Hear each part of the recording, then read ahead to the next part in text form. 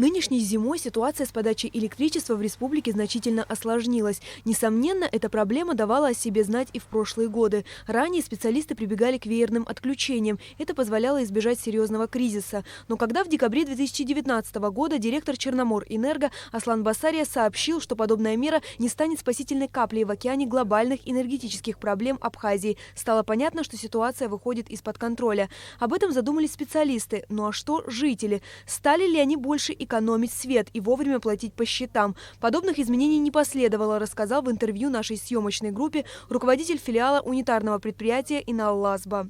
Каких-то серьезных положительных изменений не наблюдается. Традиционно юридические лица оплачивают за электроэнергию более или менее, да, то есть процент собираемости по юрлицам за год составил 94%. Физические лица, как вы знаете, это десятки тысяч абонентов, которые охватить своими силами, отключить каждого на сегодняшний день не представляется возможным. Соответственно, вот такая динамика отрицательная присутствует. То есть, если в прошлом году 38,9% было по физическим лицам, сейчас 34,5%.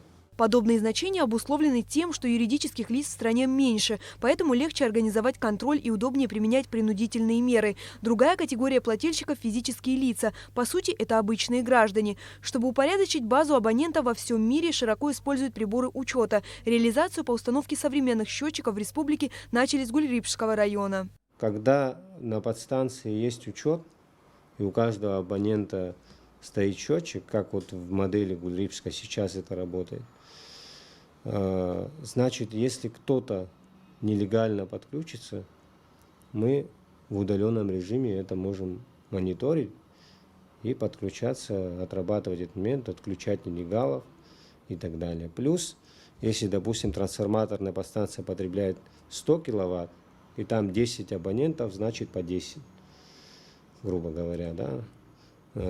И никто из них эти 10 киловатт не может превысить.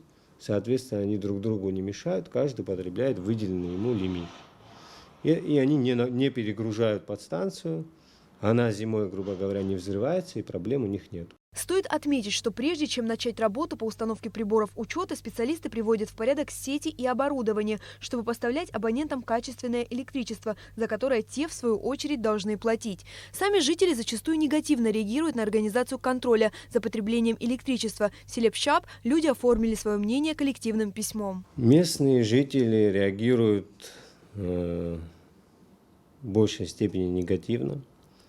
Здесь есть ряд факторов. Если конкретно взять пример вот это село Пшап, да, вот жители собрались, заявили письменно о том, что у них нет возможности оплачивать по прибору учета, они отказываются от прибора учета и готовы со своей стороны, в содержании письма указано, оплачивать 600 рублей в месяц, вне зависимости.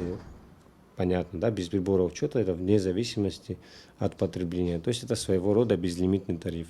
Жители аргументируют высказанную точку зрения своей социальной незащищенностью, оспаривать которую специалисты не берутся. Здесь необходимо кардинальное решение, которое позволит учесть интересы граждан при реализации программы. Не имеем права, так скажем, остановить этот процесс, потому что если мы не будем продвигаться в этом направлении, мы все пострадаем. И у всех у нас никогда не будет хорошего качества электроэнергии в домах. Поэтому в то же время безучастным не можем оставаться к проблемам людей. Да?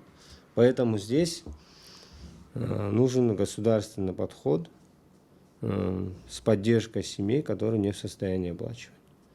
Ну, первое, что можно сделать в адрес этих людей, это пересмотреть категории льготников.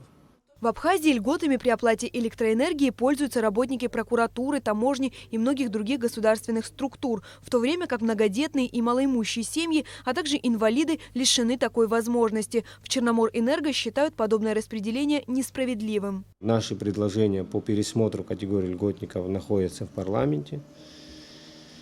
Очень надеюсь, что в ближайшее время этот вопрос снова будет актуален в парламенте, потому что идет установка прибора учета. Остановить этот процесс мы не можем.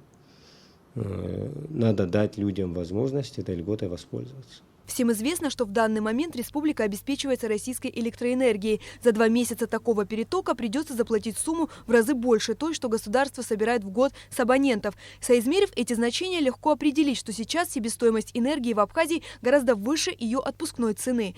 Казалось бы, в такой сложной ситуации не место майнингу, но это не так. Специалисты призывают майнеров приостановить свою незаконную деятельность, проявить гражданское благоразумие и обратить внимание на общее состояние энергосистемы страны. Амелия Бисмарк, Томас Чаковани, Абхазское телевидение.